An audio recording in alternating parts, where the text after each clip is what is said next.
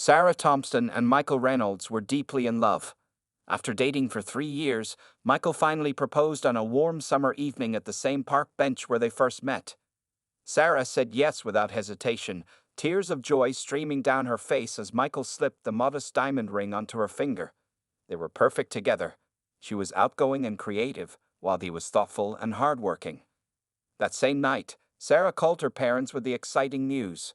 Robert and Diana Thompson lived in Highland Estates, an exclusive neighborhood known for its sprawling mansions and perfectly manicured lawns. Robert was the public face of Thompson Manufacturing, a company his father had started decades ago. The Thompsons were fixtures in the local society pages and prided themselves on their connections. "We must meet his family right away," Diana insisted over the phone. "I'll arrange a dinner at the Oaks Country Club this weekend." Sarah hesitated. "Michael's father might not be comfortable there, Mom. He's a simple man. Maybe we could meet somewhere more casual." Diana let out an exaggerated sigh. "Darling, first impressions matter. If he's going to be family, he needs to get used to our way of life." Michael only had his father, James Reynolds. His mother had died when he was just 12 years old. Since then, it had been just the two of them living in a modest two-bedroom house on the other side of town. James always wore the same type of clothes, plain button-up shirts, slightly worn caicos, and scuffed loafers. He drove a 10-year-old sedan and packed his lunch every day. When Michael told his father about the engagement, James smiled warmly and gave his son a tight hug. "Sarah is a wonderful young woman," James said. "She makes you happy, and that's all that matters to me." Michael hesitated before mentioning the dinner invitation.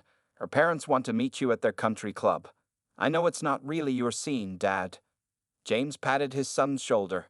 "Don't worry about me. I'll be there." The dinner was uncomfortable from the start. The Thompsons arrived in their luxury car, dressed impeccably. Diana wore diamond earrings that caught the light with every turn of her head. Robert's handshake was firm but brief when he met James, his eyes quickly sizing up the older man's simple attire. "So, James," Robert said as they sat at the table decorated with fresh flowers and expensive china, "what is it that you do?" "I work with a management company," James answered simply. "Nothing too exciting." Diana exchanged a knowing look with her husband.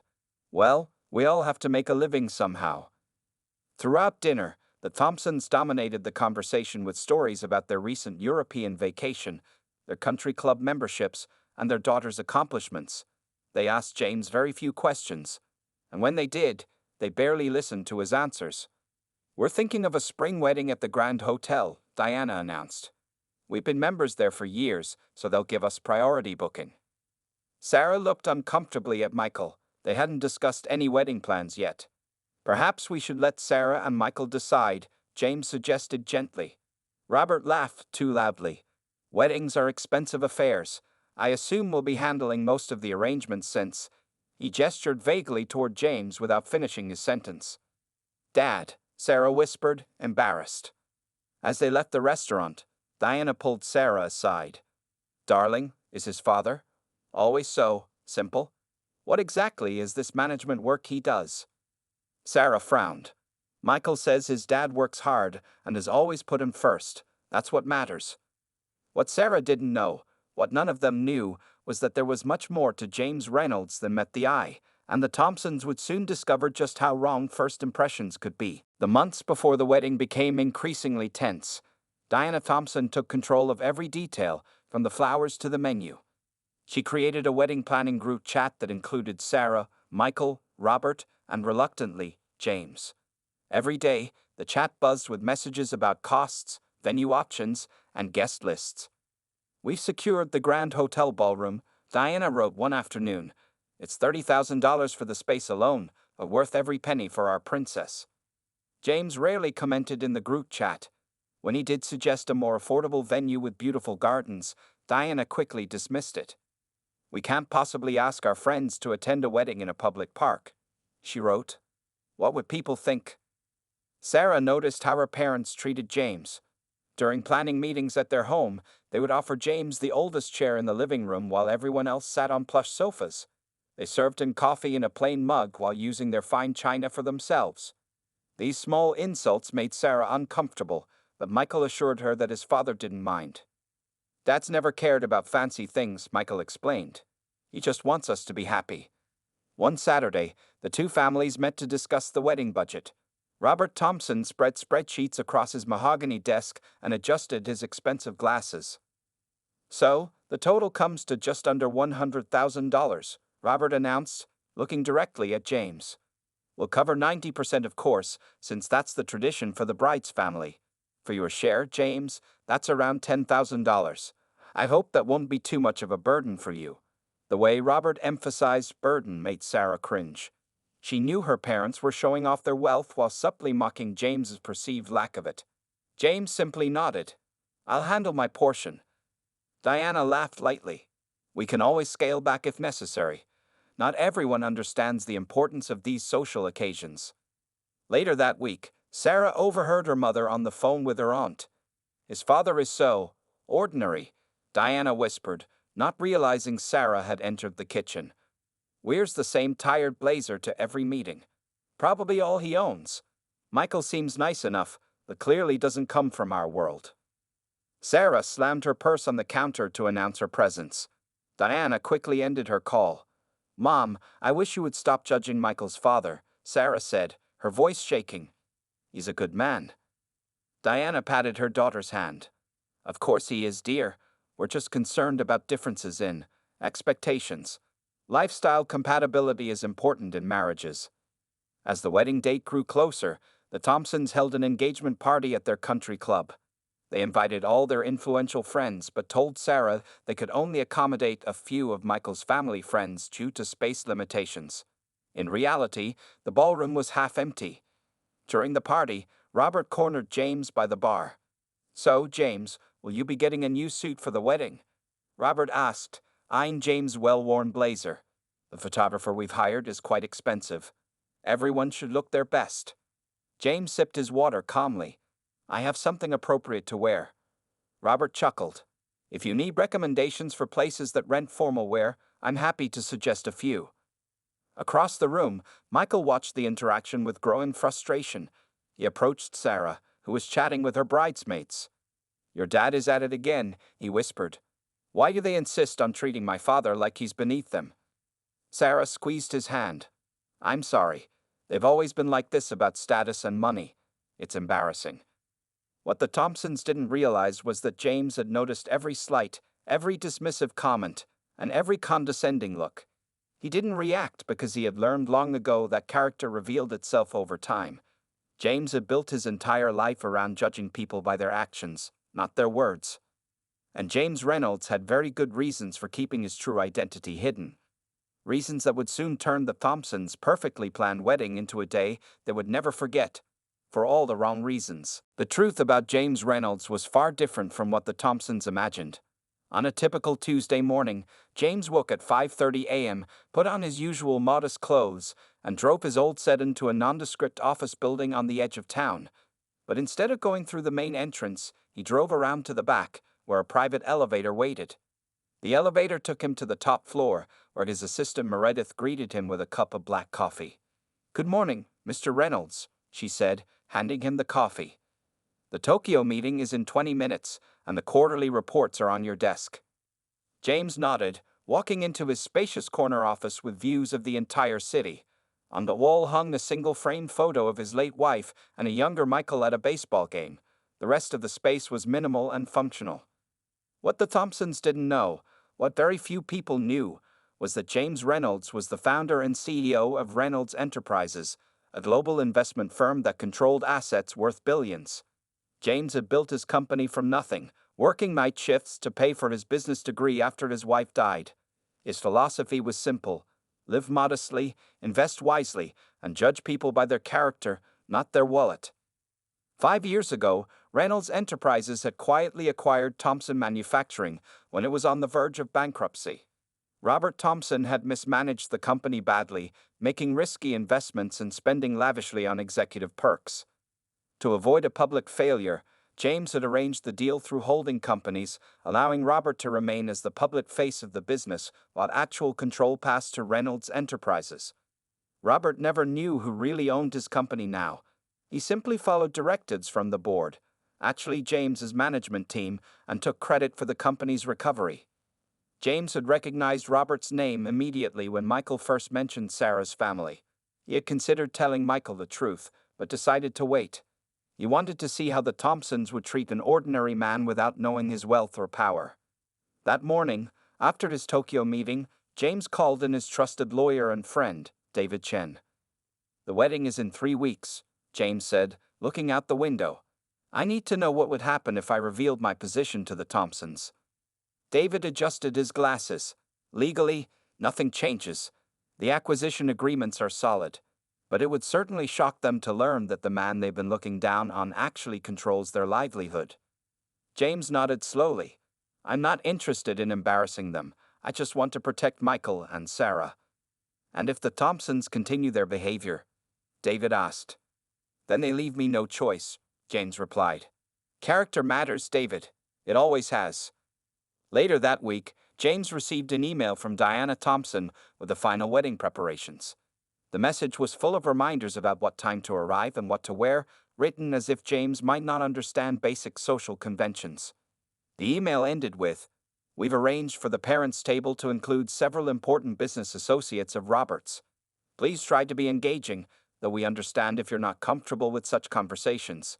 Perhaps stick to simple topics." James forwarded the email to his son with a simple message. "Are you sure about this family, Michael?" Michael called his father immediately. "Dad, I'm so sorry about how they're treating you. Sarah is nothing like them, I promise." "I know she isn't," James said gently. "And I know you love her. That's what matters." "I just wish they would see you for who you really are," Michael said, frustration clear in his voice. James smiled to himself. "Perhaps they will, son. Perhaps they will." That evening, James made a decision. He wouldn't reveal his identity before the wedding. That might put too much pressure on the young couple. But he would bring a small, unmarked envelope as his wedding gift. Inside would be documents showing the true ownership of Thompson Manufacturing, along with a letter explaining his hopes for the two families going forward. Whether he would actually give this gift would depend entirely on how the Thompsons behaved on the wedding day itself. The wedding day arrived with perfect spring weather. The Grand Hotel looked stunning, with white roses and crystal decorations filling the ballroom. Guests began arriving in luxury cars, greeted by valets and champagne servers. James arrived early, dressed in a simple but well-tailored black suit. It wasn't designer branded like Robert Thompson's, but it fit him perfectly. In his pocket was the small envelope he had prepared, still sealed. He hoped he wouldn't need to open it. "Mr. Reynolds, welcome," said a young hotel staff member. "The groom's family is being seated in the east wing before the ceremony." James noticed how the staff member said groom's family instead of father of the groom. The Thompsons had clearly instructed the staff about the different status levels of the wedding guests. As James walked toward the east wing, Diana Thompson spotted him from across the lobby. She was speaking with several elegantly dressed women who were admiring her designer dress and diamond jewelry. "Oh, there's Michael's father," Diana said loudly enough for James to hear. "Poor man, raised Michael all alone. We've really taken them both under our wing." The women nodded sympathetically, eyeing James as if he were a charity case. James simply smiled and continued walking. He had faced much worse than idle gossip on his way to building his company. In the groom's room, Michael was adjusting his tie when James entered. "Dad," Michael said, embracing his father. "You look great." "So do you, son," James replied, straightening Michael's boutonniere. "Nervous?" "About marrying Sarah?" "Not at all," Michael said with a smile. "About dealing with her parents for the next 40 years?" "Terrified." They both laughed, but there was truth behind the joke. James placed his hands on his son's shoulders. "Remember what I've always told you," James said quietly. "True wealth isn't what's in your bank account. It's who stands beside you in life." Michael nodded. "I know, Dad. Sarah is my wealth." The ceremony was beautiful. Sarah looked radiant walking down the aisle on her father's arm. When the minister asked who gives this woman in marriage, Robert answered loudly and proudly, as if performing for the audience. When Sarah and Michael exchanged vows, the sincerity in their voices moved many guests to tears. The problems began at the reception. The seating chart placed James at a table far from the main wedding party, wedged between distant Thompson relatives who barely acknowledged him. The Thompsons sat at the head table with Sarah, Michael, and several business associates Robert had invited. When dinner was served, the head table received their food first, served on fine china. James and the other less important guests received their meals last, on simpler plates. Several times during dinner, Robert glanced over at James with a slight smirk, clearly pleased with the visible hierarchy he had created. After the meal, it was time for speeches. Robert Thompson stood first, tapping his crystal glass for attention. "Welcome, everyone, to this wonderful celebration," he began, his voice booming with confidence. "When Sarah first told us about Michael, naturally we had questions. He came from such humble beginnings." A few uncomfortable laughs rippled through the crowd. Michael tensed up, but Sarah squeezed his hand under the table. But Michael proved himself a hard worker, Robert continued. Just like his father, who, despite his limited means, did manage to raise a son who caught our Sarah's eye. James maintained a calm expression, though he noticed many guests shifting uncomfortably in their seats. "Some might say Michael is lucky, marrying into our family," Robert said with a laugh. "But we're happy to welcome him, coming from whatever background, into the Thompson legacy." James watched as Michael's face reddened with anger and embarrassment.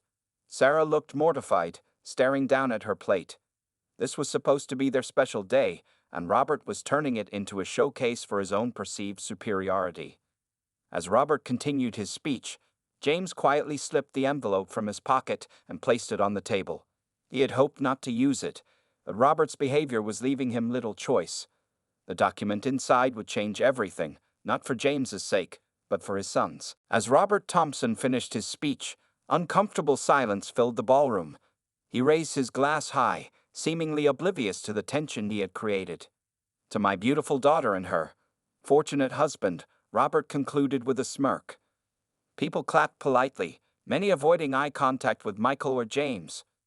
Sarah whispered something in Michael's ear, trying to calm him down.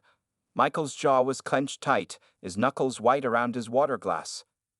The wedding coordinator announced it was time for the father of the groom to speak. James slowly stood up from his distant table. He straightened his simple tie and walked to the microphone with quiet dignity.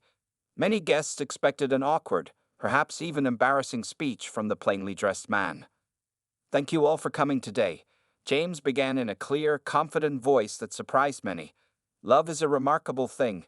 It doesn't care about where you live, what car you drive, or how impressive your job title sounds." He looked directly at Sarah and Michael. "What matters is the person you choose to be each day, the kindness you show to others, the integrity you maintain when no one is watching." Sarah smiled warmly at James while Michael's eyes shone with pride.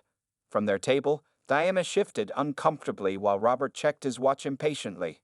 "Michael and Sarah," James continued, "may you build a life based on mutual respect, honesty, and the understanding that true value comes from character, not possessions."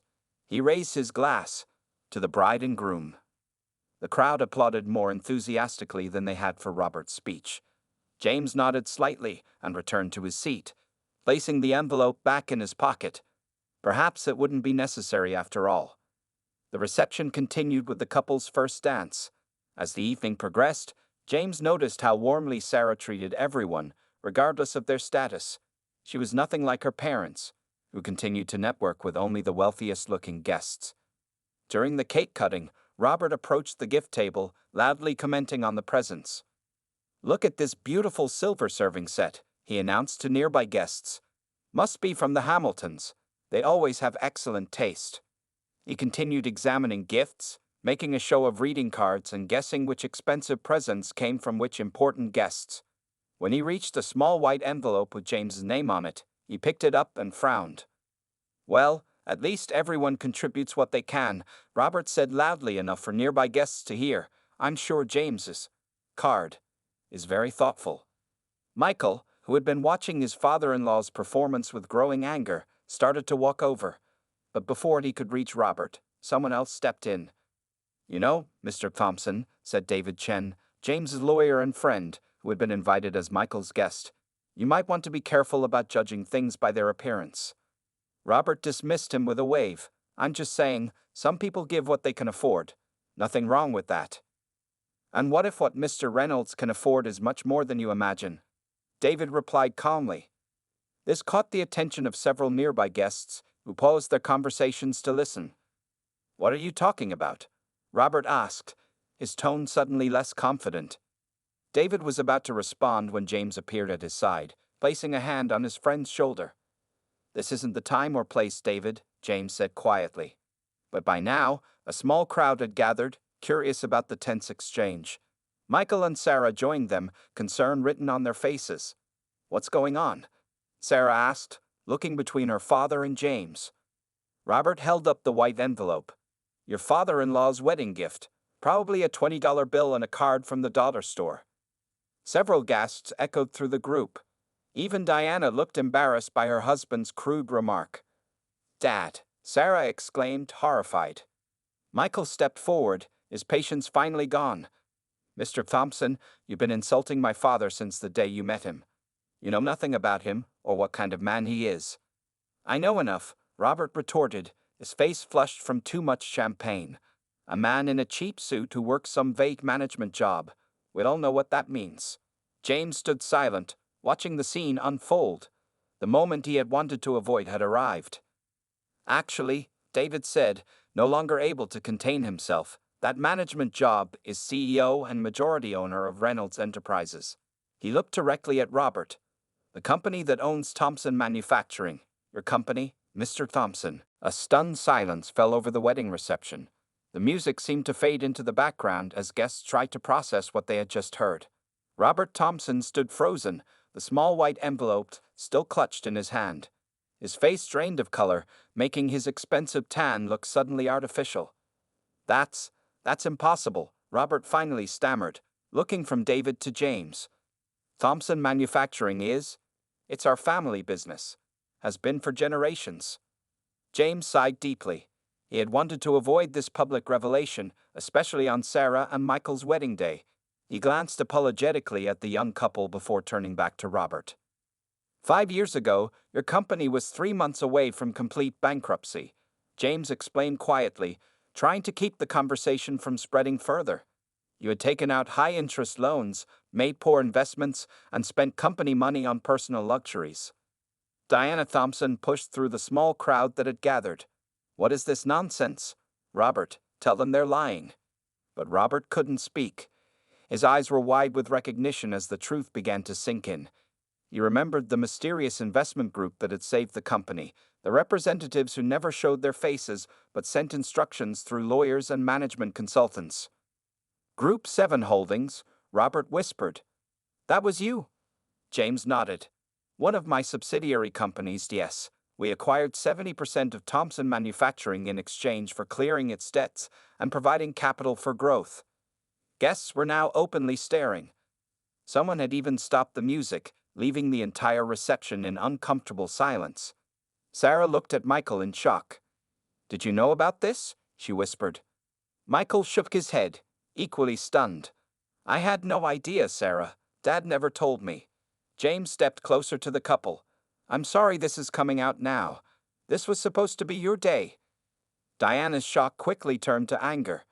If this is true, why did you let us treat you like someone beneath you? James finished for her. I wanted to see who you really were. Not how you acted towards someone you thought was important or wealthy, but how you treated someone you believed had nothing to offer you. Robert's face flushed with humiliation as he recalled all the subtle and not-so-subtle insults he had directed at James over the past months. The condescending remarks, the backhanded compliments, the deliberately inferior seating arrangements. All this time, Robert said, his voice barely audible, you could have fired me. Taken the company name. Everything. I could have, James agreed. But I don't make business decisions based on personal feelings. Your company employs 300 people. Those jobs matter more than my pride. Several guests nodded in approval. James Reynolds was quickly transforming from the pitied, simple father of the groom to the most respected person in the room. Sarah stepped forward and took James's hand. I'm so sorry for how my parents treated you, she said, tears in her eyes. You have nothing to apologize for, James replied gently. You've always been kind and genuine. That's why Michael loves you. The wedding coordinator, sensing the tension, quickly signaled the band to resume playing. Slowly, guests began to disperse, murmuring among themselves about what they had witnessed. This wedding would be talked about for years. Diana pulled Robert away from the group, both of them looking shell-shocked. They retreated to a corner of the ballroom, speaking in urgent whispers and occasionally glancing at James with new eyes, filled with fear and regret. Michael pulled his father aside. "Why didn't you tell me, Dad? All this time?" James placed a hand on his son's shoulder. "I didn't want your relationship with Sarah to be complicated by who I am or what I own. I wanted you to build something real, based on love, not money or status." "But you let them treat you so badly," Michael said, still processing everything. "I faced worse," James replied with a small smile, "and it showed me exactly what kind of people they are." He looked across the room at the Thompsons, now sitting alone at their table. "Though I admit, I wasn't expecting quite such a public revelation." David approached them, looking slightly embarrassed. "I apologize for speaking out of turn, James. When I heard how he was talking to you." James nodded understandingly. "What's done is done. Now we need to focus on making sure this doesn't ruin Sarah and Michael's wedding day." Together, the three men returned to the celebration where an entirely new dynamic had taken hold, one where James Reynolds was suddenly the most influential person in the room, whether he wanted to be or not. The day after the wedding, Sarah and Michael left for their honeymoon in Hawaii. Despite the dramatic revelation at the reception, they had decided to focus on enjoying their special trip. Before leaving, they had a private breakfast with James, who reassured them that everything would be handled while they were away. "Just focus on each other," James told them as they departed. "This is your time. The rest can wait." Meanwhile, the Thompson household was in chaos. Robert had barely slept, spending most of the night researching Reynolds Enterprises online. The more he discovered, the worse he felt. James Reynolds wasn't just wealthy. He was in an entirely different league of wealth and influence than the Thompsons had ever been. How could we have been so blind? Diana moaned, still in her bathrobe at noon. She sat at their kitchen table, scrolling through her phone. "Everyone is talking about it. Amanda just texted me saying they're all calling it the wedding revelation in their group chat." Robert paced back and forth. "We have to fix this somehow. My position at the company, our social standing, everything is at risk." "Should we call him?" Diana asked, looking up from her phone. "And say what?" Robert snapped. "Sorry we treated you like dirt when you secretly control our entire livelihood." The doorbell rang, making them both jump. Diana peeked through the window. "It's James," she whispered, panic in her voice. "He's alone." Robert quickly straightened his shirt and ran a hand through his messy hair. "Let him in. Be respectful." Diana opened the door with a forced smile. "James. What a surprise. Please come in." James entered their home, noticing how different the atmosphere was from previous visits. Gone was their condescending confidence, replaced by nervous energy and forced politeness. "Thank you for seeing me without an appointment," James said mildly, a subtle reminder of how the Thompsons had always insisted he schedule visits to their home in advance. "Of course. Anytime," Robert said too enthusiastically, guiding James to their living room. "Can we offer you something? Coffee? Tea? Perhaps something stronger?" "Coffee would be fine," James replied, taking a seat in the comfortable armchair that had never been offered to him before. Diana hurried to the kitchen while Robert sat across from James, trying to find the right words. "James, about yesterday, and well, all the previous months," Robert began, his voice strained. "We had no idea who you were." "That's exactly the point," James said calmly. "You shouldn't treat anyone the way you treated me, regardless of who they are or what they own." Diana returned with coffee served in their finest china, a stark contrast to the chipped mug they had given James during previous visits. "We're truly sorry," Diana said, sitting beside her husband. We were trying to protect Sarah. We've always wanted the best for her." "I'm making her future husband feel his family wasn't good enough?" James asked pointedly. The Thompsons exchanged uncomfortable glances. "We've made terrible mistakes," Robert admitted. "But please, don't take them out on the company. There are hundreds of employees who depend on those jobs." James set down his coffee cup. I didn't build my business by making emotional decisions. The company will continue as it has been, based on performance, not personal feelings. The Thompsons visibly relaxed, but James wasn't finished. However, there will be changes, he continued. Starting next month, you'll be transitioning to an advisory role, Robert. We're bringing in new management that better reflects the values of Reynolds Enterprises. Robert's face fell. You're demoting me. I'm giving you the role you're best suited for. James replied evenly. You'll maintain your salary and benefits. Your lifestyle won't change. Diana reached for her husband's hand. And our social standing? What will people say? James looked at her directly. That's entirely up to you. How you handle this situation will determine how others view you going forward. He stood up, indicating the conversation was ending. Sarah and Michael care about both of you, despite everything. For their sake, I hope we can all move forward respectfully. As James walked to the door, Robert followed him.